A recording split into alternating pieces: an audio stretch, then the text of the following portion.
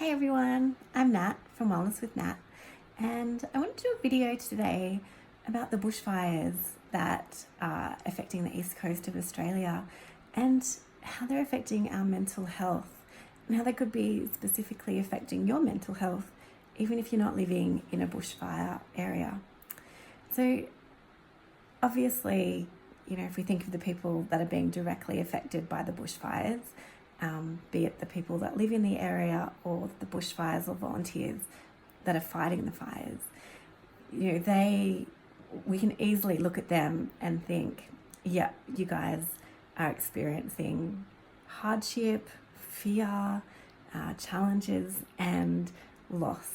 And of course, that's going to help you feel stressed, anxious, overwhelmed and sad. But what I think a lot of us haven't clued on to is the mental health aspect that's affecting those of us who are getting the smoke effect. So I live on the Central Coast and I've been traveling a little bit to Sydney the last few weeks as well, and I know that the whole area between Sydney and here, I've heard about the fires that are affecting Canberra and the South Coast, a bit higher in the northern Central Coast and up towards Queensland. Everyone is reporting their smoke.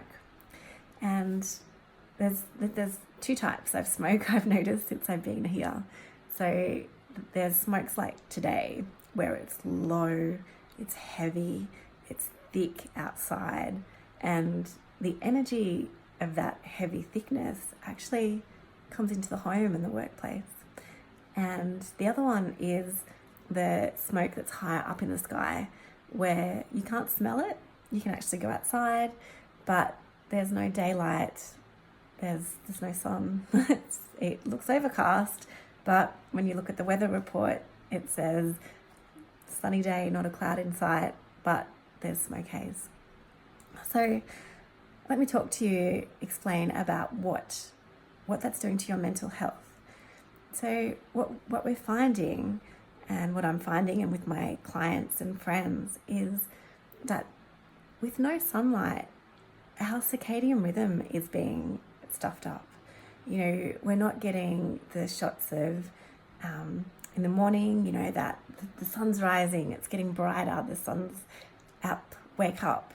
It's we're not getting that hit in the morning. And then as the day goes on, there's no signs to tell our body that the day is changing or the day is moving on. It's almost just like being at nighttime.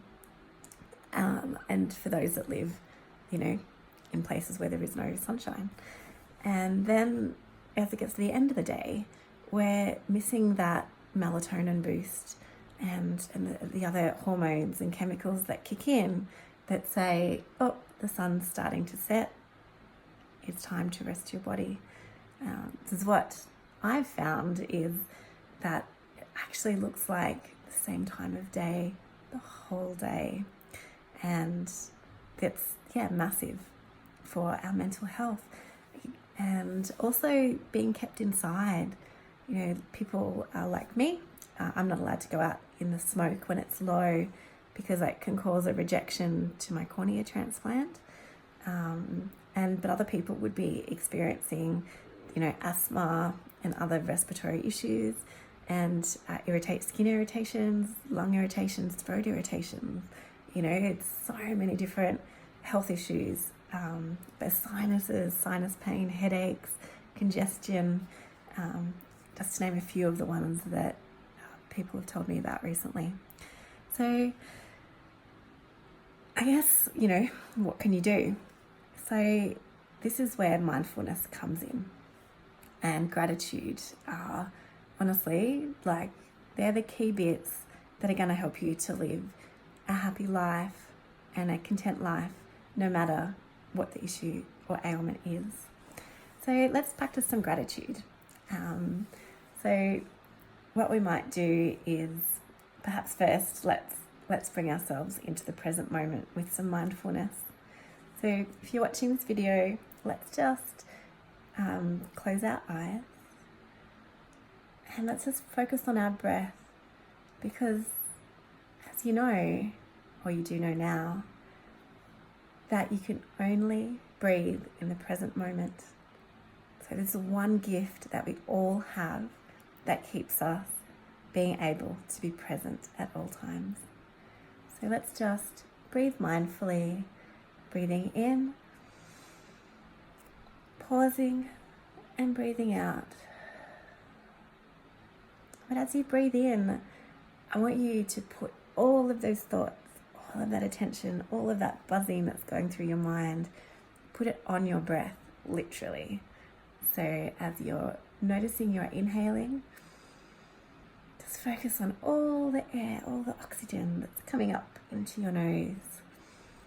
And as you hold your breath, feel what's happening to your body. You can feel your chest getting tighter and everything's constricting as you're pausing and holding that breath. And then exhale. Let those thoughts go. Get them out of your head, out of your body. Out, go, go, go. And then just do that a couple more times.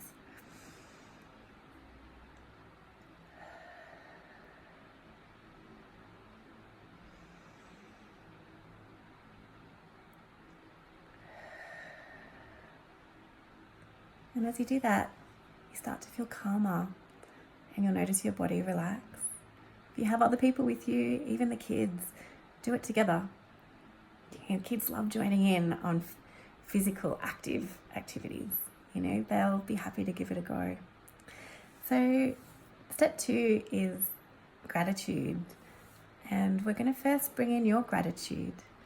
It's really important for a positive mindset, to have hope, to have love, and to get that, it's where we recognize what we're grateful for. So I want you to think specifically, when you woke up this morning, what has something that's happened in your day that you're grateful for?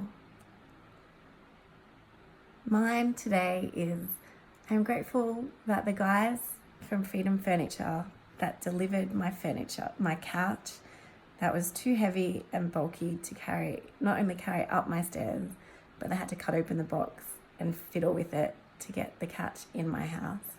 I'm grateful that I had such caring and considerate guys, delivery guys, that didn't just go too hard, see you later. They spent a good half an hour with me. So yeah, big shout out to Freedom Gosford for looking after me.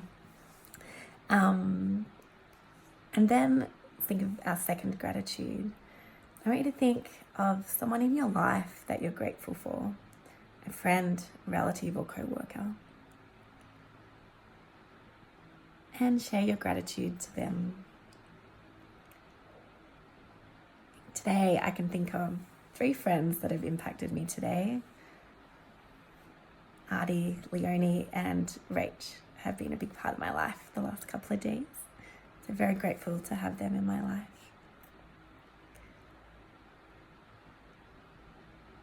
And our third bit of gratefulness. What is something that you have that you wouldn't have had if you weren't earning or receiving some kind of income? Often we live in a mindset where we think we don't have enough. We don't have what we want. We're always chasing more. So let's find that little something.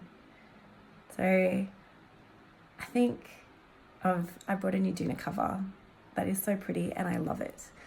But I couldn't have afforded that if I wasn't earning money. So there's something like that for you. Great.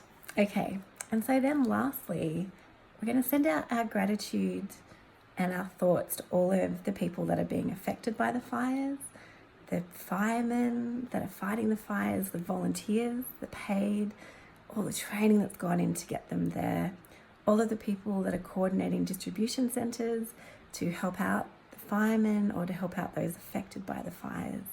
And just let your mind go on and out and expand as much as it can to continue to pick up this beautiful trail of gratitude. that you can send out. And that whole process of firstly centering yourself, then finding the 3 things you're grateful for, and then expanding gratitude out to those who are affected by it and who are helping with the fires. That's how we retrain our brain and our mind. We want to tame our mind by relaxing, and then retraining with putting in those positive thoughts. So I wish you all well. I hope wherever you are in these fire ravaged areas, I wish you well. I wish you peace. Remember that it's okay to feel the stress, anxiety, overwhelm, or sadness, even if you're not being one of the people that are losing property. And always be kind to yourself. And also, could have said in the mindfulness part, you can also have your tea mindfully. The next time you're sipping a cup of tea, let's just do that mindful breathing and the mindful sipping, because we like to sip our way calm here on at Wellness with Nat. Well, much love everyone, and I'd love to hear how you're feeling now that you've been affected by the bushfires. Okay, bye.